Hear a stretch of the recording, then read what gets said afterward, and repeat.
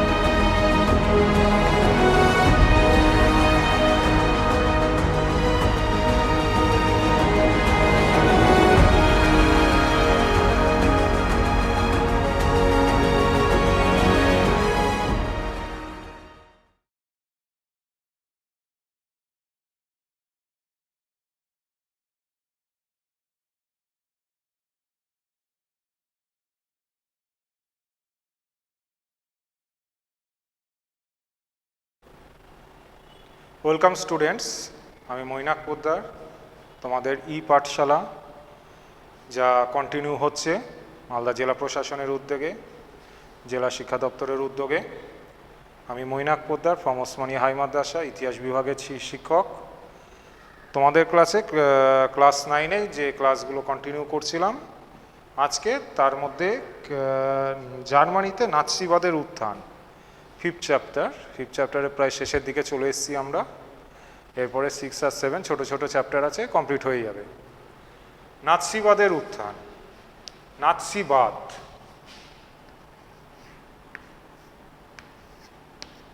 নাৎসিবাদের উত্থান।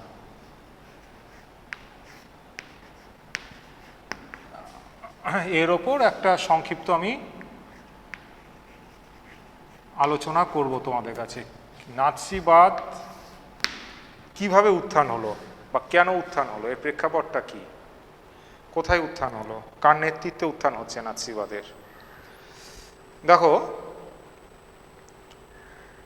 আমি এতদিন পর্যন্ত তোমাদের কাছে দেখবে পড়িয়েছিলাম, বা আমার পরবর্তীকালে যিনি পড়িয়েছেন, প্রথম বিশ্বযুদ্ধর একটা বিশদ আলোচনা করে গেছেন, যে প্রথম বিশ্বযুদ্ধে কার কার মধ্যে হয়েছে, কোন দলে কে ছিল, কোন পক্ষে কে ছিল, কে কাকে সাপোর্ট করেছিল, এই নিয়ে আলোচনা হয়েছে।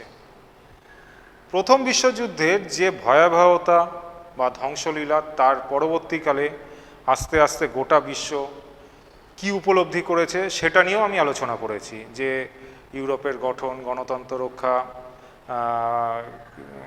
যে মনে করো উপনিবেশবাদ, এগুলো ইত্যাদি ইত্যাদি বিভিন্ন ধরনের যে বিষয়গুলো, সেই বিষয়গুলো নিয়ে আমি সংক্ষিপ্ত আকারে আলোচনা করে গেছি তোমাদের কাছে, বা কমলবাবু আলোচনা করে গেছে। নাৎসিবাদ প্রথম বিশ্বযুদ্ধ পরবর্তীকালে একটি উল্লেখযোগ্য বিষয় বা সাবজেক্ট। নাৎসিবাদ কোথায় এর উদ্ভব হয়েছিল? না, জার্মানিতে। কেন উদ্ভব হলো, কার নেতৃত্বে উদ্ভব হলো, বিষয়টা আলোচনায় আসা যাক। দেখো, প্রথম বিশ্বযুদ্ধে কে পরাজিত হয়েছিল? না, জার্মানি।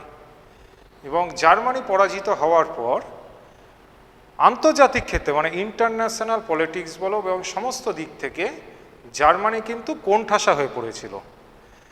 তার কারণ কি ছিল? প্রথম বিশ্বযুদ্ধে জার্মানিকে মিত্রপক্ষ একমাত্র যুদ্ধ অপরাধী দেশ বলে ঘোষিত করেছিল, এবং কি চাপিয়ে দিয়েছিল? জবরদস্তিমূলক সন্ধি হিসাবে ভার্সাই চুক্তি, ভার্সাই ট্রিটি অফ ভার্সাই, যা জার্মানির ওপর চাপিয়ে দেওয়া হয়েছিল, যাকে ডিকটেটরশিপ বলা হচ্ছে। জার্মান যারা রাজনীতিবিদ বা ঐতিহাসিক, তারা ডিকটেটরশিপ বলছে, যে আরোপিত চুক্তি। যে প্রথম বিশ্বযুদ্ধের জন্য কি আর কোনো দেশ দায়ী ছিল না, শুধু কি জার্মানি দায়ী ছিল?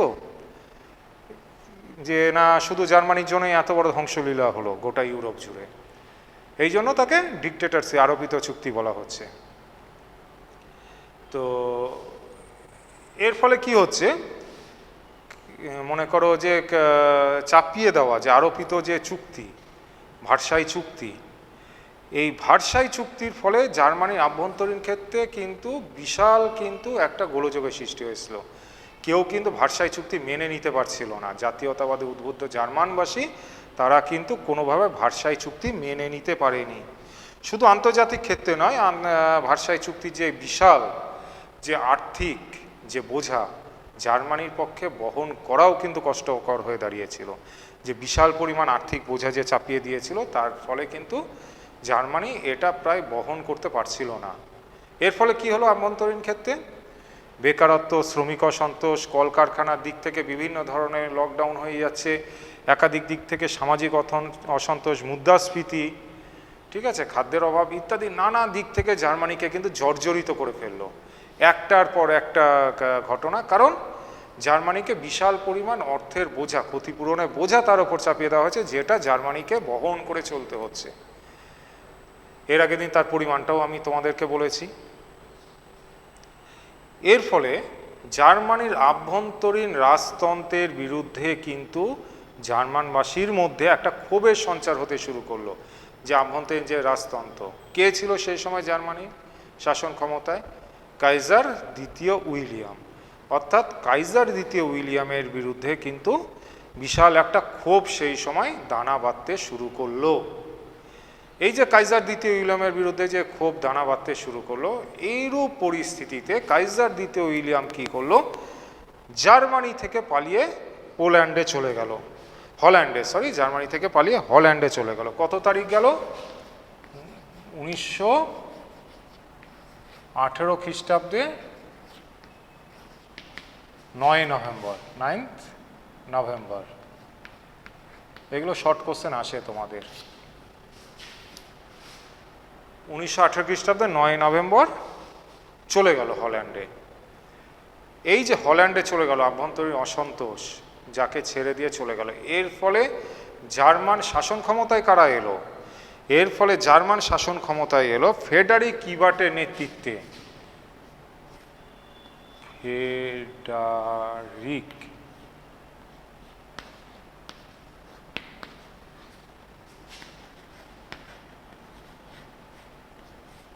ফ্রেডারিক ইবার্টের নেতৃত্বে কোন দল?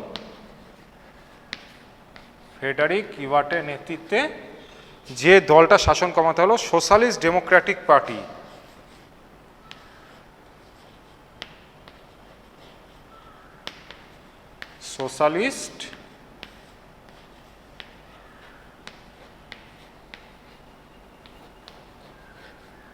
সোশ্যালিস্ট ডেমোক্রেটিক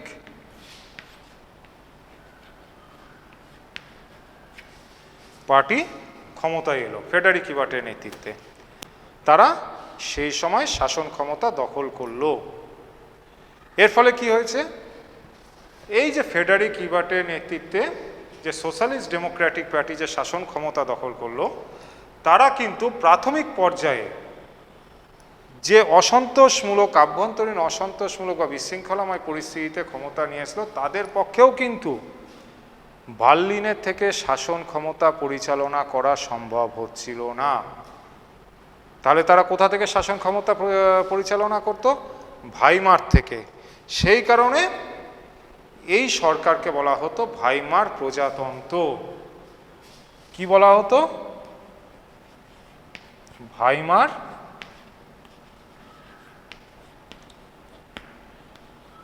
প্রজাতন্ত্র।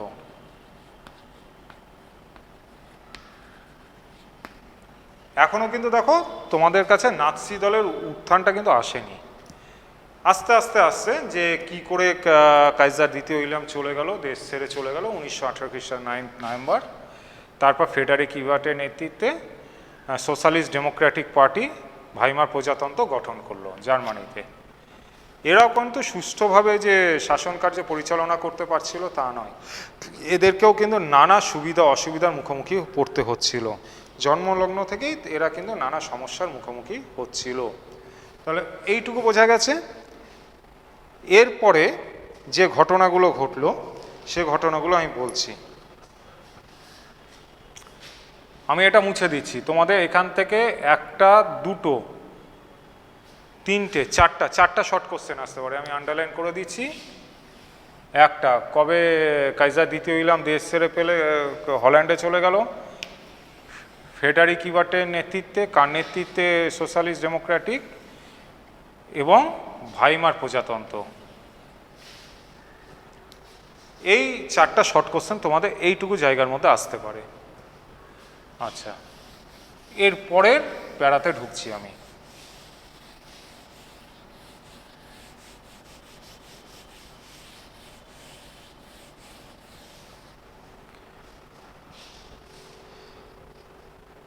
প্রথম বিশ্বযুদ্ধের পর যে জার্মানির অবস্থা যে এতখানি শোচনীয় হয়ে পড়েছিল যে মিত্রপক্ষ যারা ধরে নাও যুদ্ধে জয়লাভ করেছিল, ইংল্যান্ড, ফ্রান্স যারা একদিকে যারা ছিল, তারা কিন্তু, আমি আবারও বলছি, যে জার্মানির ওপর বিশাল অর্থনৈতিক বোঝা চাপিয়ে দিয়েছিল, প্রচুর অঞ্চল কেড়ে নিয়েছিল।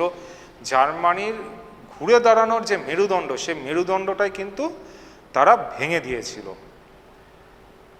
এইরূপ পরিস্থিতিতে বা এইরূপ ঘটনায় কিন্তু হিটলার, অ্যাডলফ হিটলার, যাকে আমরা পরিচিত, দেখবে ছবিতেও তোমরা দেখে থাকবে, অ্যাডলফ হিটলার জার্মান শ্রমিক দলে যোগদান করে, German workers party, German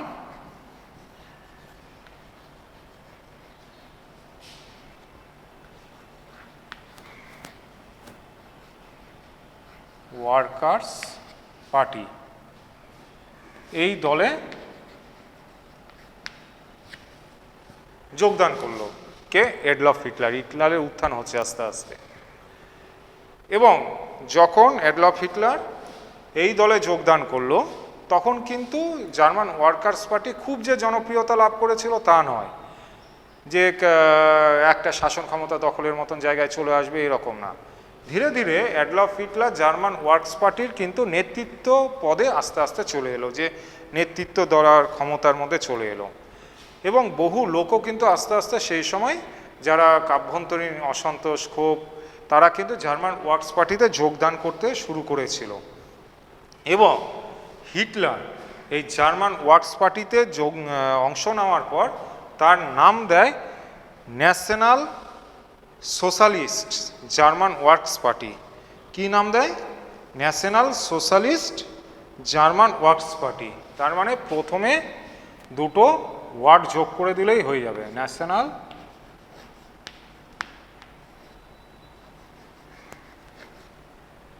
socialist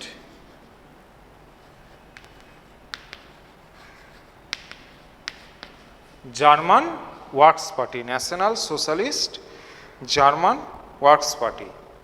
এই দলটারই নাম হলো নাৎসি দল। এইটাই হলো নাৎসি। কেন নাৎসি? এই যে ন্যাশনাল, এই শব্দটার উচ্চারণরা জার্মানবাসী এমন করে করত যার উচ্চারণ কিন্তু নাৎসি হতো। এই হিসাব থেকে কিন্তু নাৎসি শব্দটি উদ্ভব হচ্ছে এবং নাৎসি দলে উদ্ভব হচ্ছে, মানে উত্থান ঘটছে এই সময় থেকে। হিটলার যখন এর ক্ষমতায় এলো এই পার্টি, তখন নামকরণ কী করলো? National socialist German workers party. এই national socialist German workers party কিন্তু নাৎসি নামে পরিচিত হলো। আচ্ছা, এই দলের আদর্শ কী ছিল? যে নাৎসি দলের যে আদর্শ, সেটা কী ছিল? দেখো, তোমাদের আমি একটা দুটো করে লিখে দিচ্ছি, সেই বিষয়টা তোমরা বুঝতে পারবে যে নাৎসি দলের আদর্শ কী ছিল। 1 নম্বর, খুবই ইম্পর্টেন্ট, যেটাকে বলা হয় হেরেনগফ তত্ত্ব।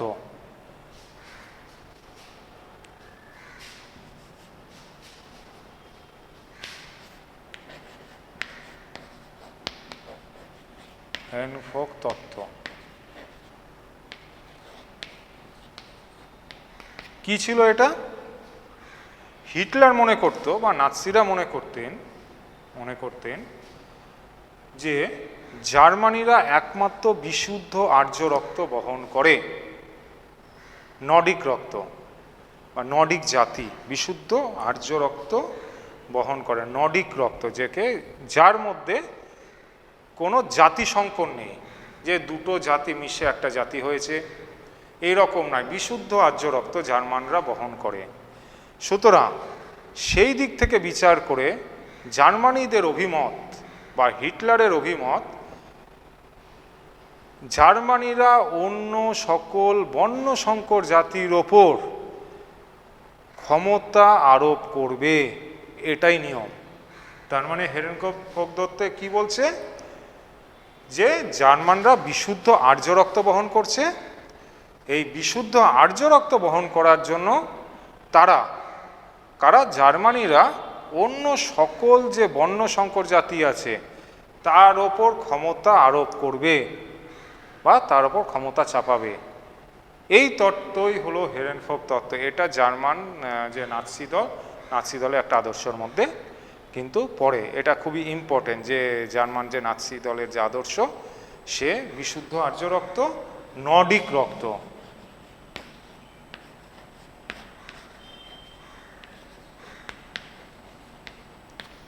বোঝা গেছে যে নর্ডিক রক্ত বহন করছে, এবং এইটাই তাদের কিন্তু একমাত্র কারণ। অন্য যে বর্ণ সংকর জার্মানির ওপর, যে ইহুদির ওপর যে আক্রমণ করেছিল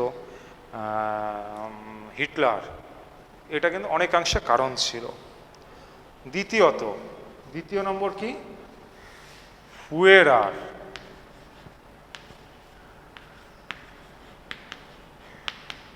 ফুয়েরার কাকে বলা হতো? জার্মান ভাষায় ফুয়েরার কাকে বলা হতো? ফুয়েরার হলো দলনেতা। হিটলার মনে করতেন ফুয়েরারের প্রতি, বা নাৎসিরা মনে করতেন ফুয়েরারের প্রতি অন্ধ আনুগত্যই হলো নাৎসি দলের অন্যতম আদর্শ। ফুয়েরার যা বলবে সেটাই চোখ বন্ধ করে মেনে নিতে হবে, তার আদেশ অমান্য করা যাবে না। তার মানে দ্বিতীয় আদর্শের মধ্যে কি পড়ছে? ফুয়েরারের যে অভিমত বা আদেশ, সেইটা নাৎসিরা বা জার্মান অধিবাসীরা মানতে বাধ্য। 3 নম্বর, এই দলের অন্যতম লক্ষ্য কি ছিল? সবচেয়ে বেশি ইম্পর্টেন্ট, এই দলের অন্যতম লক্ষ্য কি ছিল? এই দুটো আমি মুছে দিই, তাহলে তোমাদের বুঝতে সুবিধা হবে।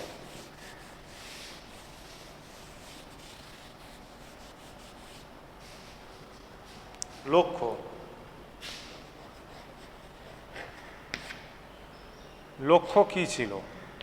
প্রথম, ভার্সাই সন্ধির বিরোধিতা করে ঐক্যবদ্ধ জার্মান রাষ্ট্র গঠন করা। ভার্সাই সন্ধি বিরোধিতা করে মানে যে সন্ধিটা বা যে চুক্তিটা জার্মানির ওপর মিত্রপক্ষ চাপিয়ে দিয়েছিল, বিশাল আর্থিক বোঝা, বিশাল ধরে নাও সামরিক বোঝা, সামরিক দিক থেকে পঙ্গু করে দিয়েছিল, নৌবাহিনী, সামরিক বাহিনী ভেঙে ফেলা হয়েছিল, তারপর হলো বিভিন্ন খনিজ যে অঞ্চলগুলো, সার অঞ্চল বলো, রাইন অঞ্চল ইত্যাদি অঞ্চলগুলো কেড়ে নেওয়া হয়েছিল। এই ভার্সাই চুক্তি বিরোধিতা করে ঐক্যবদ্ধ জার্মান বা শক্তিশালী জার্মান রাষ্ট্র গঠন করা। তার মানে কি? ভার্সাই চুক্তির বিরোধিতা।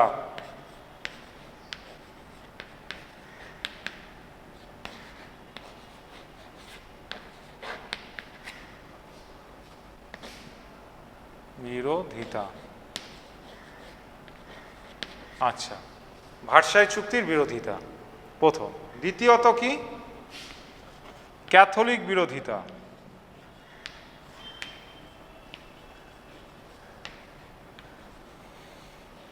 ক্যাথলিক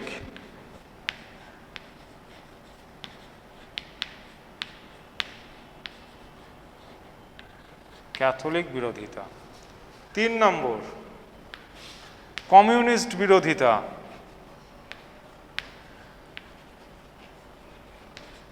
কমিউনিস্ট বিরোধিতা। এই জায়গাটা আমি 2টা লাইন তোমাদেরকে বলে দিচ্ছি, পরবর্তীকালে কাজে লাগবে তোমাদের। কমিউনিস্ট বিরোধিতা বলতে সাম্যবাদের বিরোধিতা, তাই তো? সাম্যবাদ যে আদর্শটা, সেই সময় রাশিয়া সাম্যবাদের উত্থান ঘটেছে বলশেবিক বিপ্লবের মাধ্যমে, তার বিরোধিতা। এবং এর পরবর্তীকালেও দেখবে যখন দ্বিতীয় বিশ্বযুদ্ধের একটা অন্যতম কারণ হিসাবে কিন্তু এই কমিউনিস্ট বিরোধিতার একটা পরোক্ষ ফল আসছে। কীরকম পরোক্ষ ফল?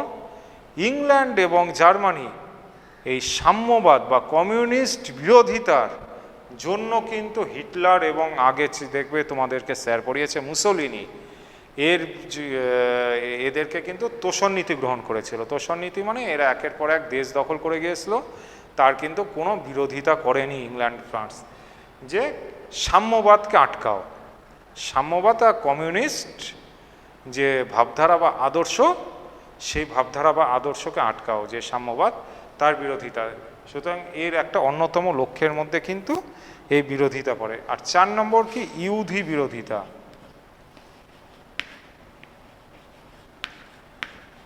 ইহুদি বিরোধিতা।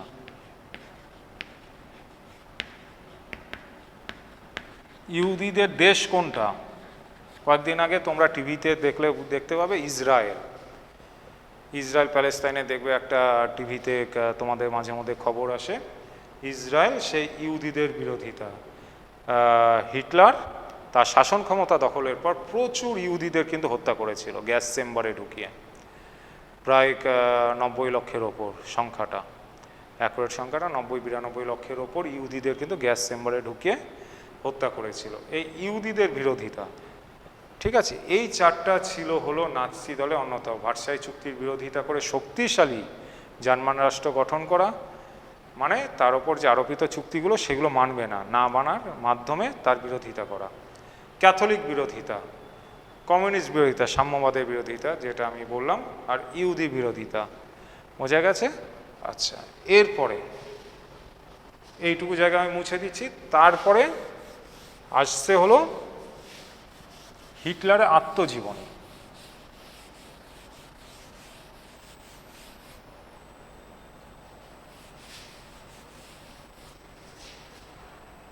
আত্মজীবনী, এই কোশ্চেনটা তোমাদের 2 মার্কসেও আসতে পারে, শর্ট কোশ্চেনও আসতে পারে।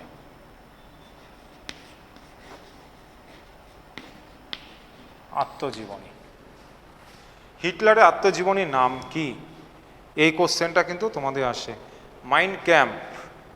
Mine camp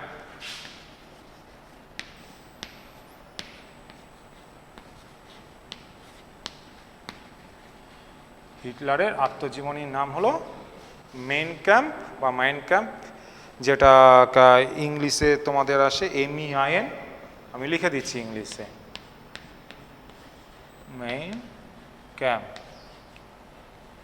KEM camp F, main camp. আচ্ছা, মেইন ক্যাম্প হিটলার কবে রচনা করলো বা কবে লিখলো, বা এর ব্যাকগ্রাউন্ডটা কি?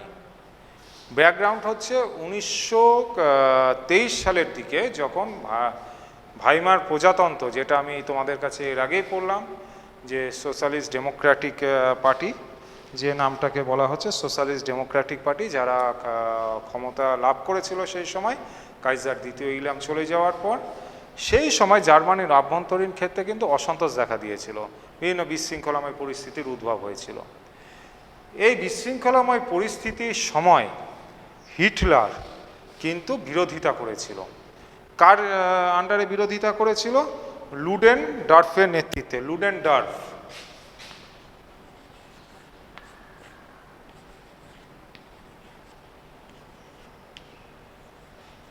লুডেনডর্ফের নেতৃত্বে বিরোধিতা করলো, এবং এই বিরোধিতার ফলে হিটলারের কারাবরণ হলো, মানে জেল হলো, তাকে কারারুদ্ধ করা হলো। জেলে থাকা অবস্থায় 1923 খ্রিস্টাব্দে 1923 তিনি তার আত্মজীবনীটা রচনা করলেন। এই আত্মজীবনী 782 পাতা। কত পাতা? 782 পেজ। 782 পাতার এই আত্মজীবনীটা তিনি রচনা করলেন। বোঝা গেছে? এই আত্মজীবনী রচনা, এইটাকে বলা হয় যে নাৎসি দল, এই নাৎসি দলের বাইবেল। এতে কি আছে? নাৎসি দলের লক্ষ্য, আদর্শ, ভাবধারা, কর্মসূচি সমস্ত কিছু কিন্তু এতে বিস্তারিতভাবে আলোচনা হয়েছে। এইখানে যে কি হতে পারে নাৎসি দলের লক্ষ্য কি, উদ্দেশ্য কি, কর্মসূচি কি, ভাবধারা কি, এগুলো কিন্তু এইখানে আলোচনা করা হয়েছে। এবং একে আমি তো বললাম নাৎসি দলের, এবং এই গ্রন্থটি 9 লক্ষ কপি মাত্র 5 বছরের মধ্যে কিন্তু বিক্রি হয়ে যায়। এতটা জনপ্রিয়তা লাভ করেছিল, মাত্র 5 বছরের মধ্যে কিন্তু 9 লক্ষ কপি এর কিন্তু বিক্রি হয়ে যায়। তাহলে এখান থেকে কী কোশ্চেন আসতে পারে তোমাদের? যে হিটলারের আত্মজীবনীর নাম কি? মেন ক্যাম্প বা মাইন ক্যাম্প। হিটলারের আত্মজীবনী যদি 2 মার্কসের আসে, যে হিটলার কখন কিভাবে তার আত্মজীবনীটা রচনা করে? লুডেনডর্ফের নেতৃত্বে যখন ভাইমার প্রজাতন্ত্র চলছিল, তার বিরোধিতার ফলস্বরূপ যখন তাকে কারারুদ্ধ করা হয়, সেইখানে তিনি 1923 খ্রিস্টাব্দে তার এই আত্মজীবনীটা কত পৃষ্ঠা? 782, 782 পেজের এই আত্মজীবনীটা রচনা করেন। এবং একে নাৎসি দলের বাইবেল বলা হয়। খুবই ইম্পর্টেন্ট হচ্ছে কাকে নাৎসি দলের বাইবেল বলা হয়। ঠিক আছে, এইটুকু বোঝা গেছে। এবার নাৎসি দলের সামরিক সংগঠন এবং নাৎসি দলের যে পতাকা সামরিক সংগঠনের মধ্যেই আসছে। নাৎসি দলের সংগঠন, সামরিক সংগঠন, ডিরেক্ট সংগঠনই বলা চলে।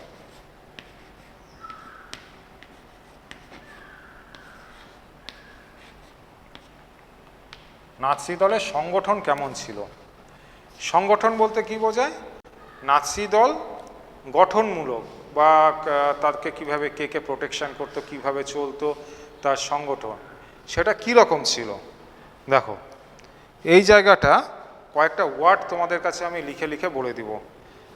Sturm troopers,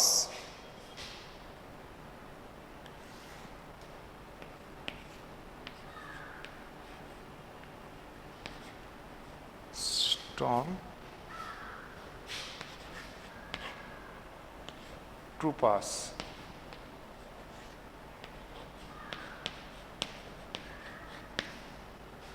storm troopers. Storm troopers কি? হ্যাঁ, স্টর্ম ট্রুপার্স। স্টর্ম ট্রুপার্সটা কি? হিটলার বেকার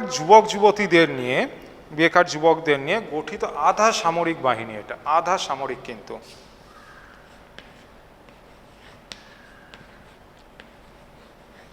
আধা সামরিক বাহিনী।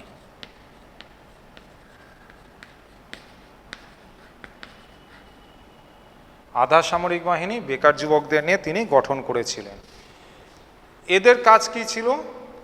এই সংগঠনটার কাজ ছিল হলো নাৎসি দলের যে সভা সমিতিগুলো ছিল তাদেরকে রক্ষা করা, পাহারা দেওয়া, এবং বিরোধী দলের যে সভাগুলো চলতো সেইগুলোকে হামলা চালিয়ে ভেঙে দেওয়া। মানে অপোজিশনের সভাকে সংগঠিত হতে না দেওয়া এবং নিজের দলের সভা সমিতিকে রক্ষা করা বা পাহারা দেওয়া। এরা ব্রাউন কালারের শার্ট পরতো। ঠিক আছে, ব্রাউন মানে বাদামি রঙের শার্ট পরতো, সেটাকে ব্রাউন শার্টস বলা হতো। ঠিক আছে, ব্রাউন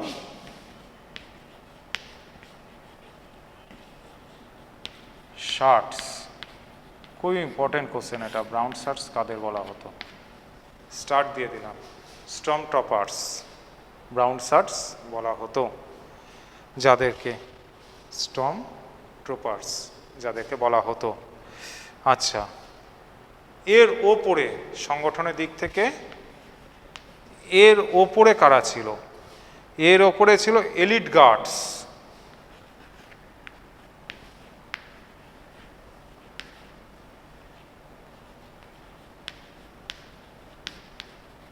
আচ্ছা, এলিট গার্ডসের কাজ কি ছিল?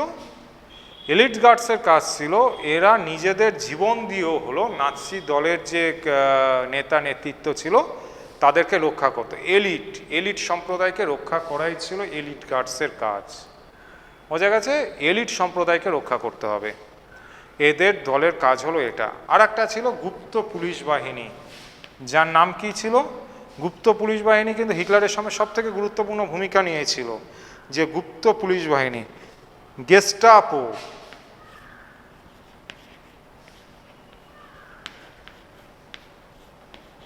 এগুলো শর্ট কোশ্চেন আসবে তোমাদের, গেস্টাপো বা গুপ্ত পুলিশ বাহিনী।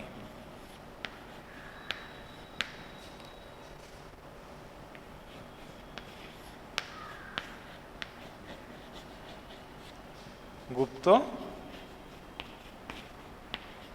পুলিশ বাহিনী এরা কিন্তু অনেক অপোজিশন দলের লিডারকে কিন্তু হত্যা করেছিল। এরা কেউ জানতে পারতো না কিভাবে হত্যা করা হতো বা কি হতো গেস্টাপো। এরা বিভিন্ন যারা অপোজিশন সমালোচনাকারী নাৎসি দলে তাদেরকে কিন্তু হত্যা করত। এই বাহিনীর একটা কিন্তু গুরুত্বপূর্ণ কাজ ছিল।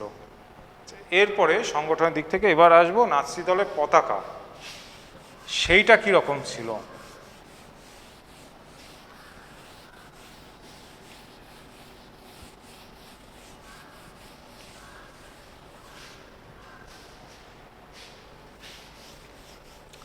নাৎসি দলের পতাকা যদি বলা যায়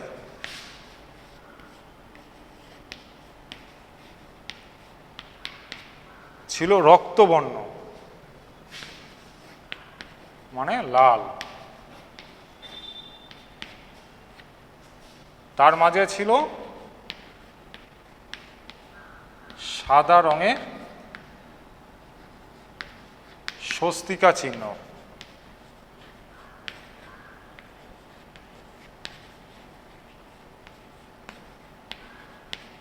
সাদা রঙের স্বস্তিকা চিহ্ন।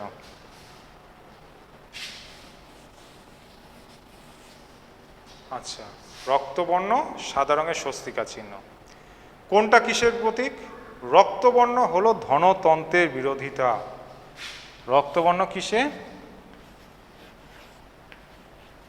ধনতন্ত্র বিরোধিতা।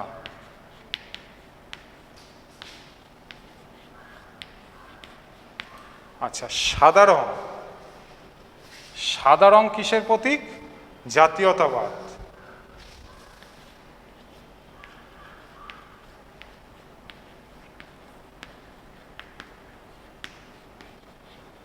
আচ্ছা, আর দেখো স্বস্তিকা চিহ্ন। স্বস্তিকা চিহ্ন কি? আর্য রক্তের বাহক, বিশুদ্ধ আর্য রক্ত।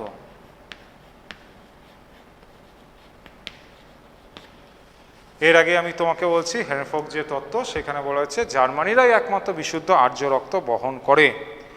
ঠিক আছে, সেই স্বস্তিকা চিহ্ন, রক্তবর্ণ ধনতন্ত্রের বিরোধিতা, সাদা রং জাতীয়তাবাদ এবং আর্য রক্ত, এইটা নিয়ে হলো এদের পতাকা।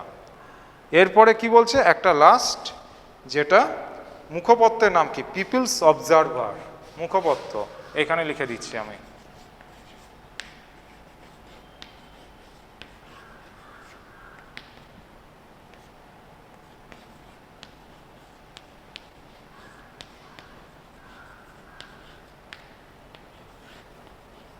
অবজারভার।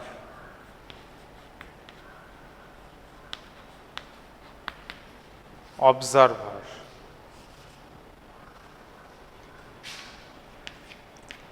পিপল অবজারভার যে মুখপত্র, সেটাকে বলা হয়।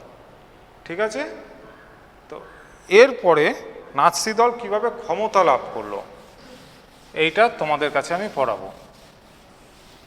আমরা তাহলে নাৎসি দলের যে পতাকা বা এই বিষয়গুলো নিয়ে তোমাদের কাছে আলোচনা করলাম। এরপর নাৎসি দল কীভাবে ক্ষমতা লাভ করলো। ঠিক আছে, কার কাছ থেকে ক্ষমতা লাভ করবে? না ধরে নাও যে ভাইমার যে প্রজাতন্ত্র, তার কাছ থেকে কীভাবে ক্ষমতা লাভ করলো সেই বিষয়টা তোমাদের কাছে আমি আলোচনা করছি। দেখো 1929 সালে লাস্ট আমি একটা ক্লাসে তোমাদেরকে পড়িয়েছিলাম, 1929 সালে একটা বিশাল অর্থনৈতিক মন্দা, ইকোনমিক ডিজাস্টার্স কিন্তু গোটা বিশ্বকে কিন্তু কাঁপিয়ে দিয়েছিল। যে অর্থনৈতিক দিক থেকে একটা যে মন্দা, সেই মন্দা কিন্তু গোটা বিশ্বকে কাঁপিয়ে দিয়েছিল। এই অর্থনৈতিক মন্দার সময় জার্মানির অবস্থা আরও দুর্বিষহ হয়ে পড়েছিল। একে তো ভার্সাই চুক্তি, আরোপিত চুক্তি জার্মানিকে পঙ্গু করে দিয়েছিল। তারপরে এই অর্থনৈতিক মন্দা, এর ফলে কি হলো? জার্মানির আভ্যন্তরীণ ক্ষেত্রে কিন্তু আরও বেশি দিক ধরে নাও যে কঠোরভাবে যে অর্থনৈতিক যে স্থিতিবস্থা সেটা কিন্তু ভেঙে পড়েছিল। এর ফলে কি হলো, যে মিত্রপক্ষকে যে বিশাল পরিমাণ ক্ষতিপূরণ সেইটা থেকে তার বিরতি হতে থাকলো, এবং বিভিন্ন জায়গায় তার যে ধার দেনাগুলো যে রয়েছে অর্থনৈতিক শোচনীয়তা, এর ফলে কিন্তু জার্মানি এক রুদ্ধময় পরিস্থিতির মুখোমুখি হতে শুরু করলো। এই রকম পরিস্থিতিতে দলে দলে যে ভাইমার প্রজাতন্ত্রের যে ব্যর্থতা, ফলে কিন্তু দলে দলে লোক নাৎসি দলে যোগদান করতে শুরু করলো। নাৎসি পার্টি, সেই পার্টিতে কিন্তু দলে দলে লোক যোগদান করতে শুরু করলো। নাৎসি দল স্বাভাবিকভাবে শক্তিশালী হতে শুরু করলো। 1930 সালে রাইসট্যাগের নির্বাচনে, রাইসট্যাগ দেখো খুব একটা ইম্পর্টেন্ট কথা আছে, জার্মান পার্লামেন্টে উচ্চ কক্ষের নাম, উচ্চ কক্ষ। আমি ভারতের দিয়ে তোমাদের উদাহরণ দিব, উচ্চ কক্ষ আর নিম্ন কক্ষ।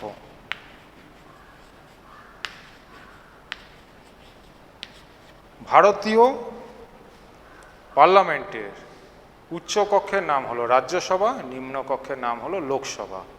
তোমরা শুনবে রাজ্যসভায় মনোনীত প্রার্থী এবং লোকসভায় যাওয়া যে প্রার্থী, লোকসভা এবং রাজ্যসভা, উচ্চকক্ষ এবং নিম্নকক্ষ। ঠিক তেমনি জার্মান পার্লামেন্টের উচ্চকক্ষের নাম রাইখস্ট্যাগ।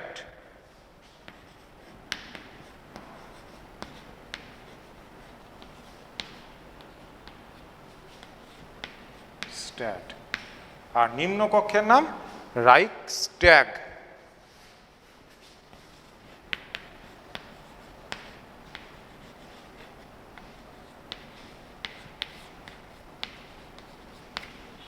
রাইখস্ট্যাগ মানে একটা ড আর একটা গ এর মধ্যে পার্থক্য, খুব সোজা হিসাব, একটা ড একটা গ এর মধ্যে পার্থক্য। সেই রাইখস্ট্যাগের নির্বাচন যখন হচ্ছে 1930, কত সালে নির্বাচন হচ্ছে না 1930 সালের যে নির্বাচনে কিন্তু মানে মহামন্দার এক বছর পর, মহামন্দা কত সালে 1929 সালে, যা জার্মানির ওপর, জার্মান অর্থনীতির ওপর বিরূপ প্রভাব পড়েছিল, এর এক বছর পরে রাইখস্ট্যাগের যে নির্বাচন, সেই নির্বাচনে নাৎসি দল কিন্তু গুরুত্বপূর্ণ ভূমিকা বা একটা বিপুল সাফল্য লাভ করলো। কীরকম, তার যে সাফল্যের সংখ্যা বা আসন সংখ্যা 12 থেকে বেড়ে হয়ে গেল 108, 12 থেকে বেড়ে সেটা 108 বা 107 বলা চলে, 12 থেকে বেড়ে 108-এ কিন্তু পৌঁছালো 1930 সালে নির্বাচনে। তার 2 বছর পর আবার নির্বাচন হলো 1932 সালে।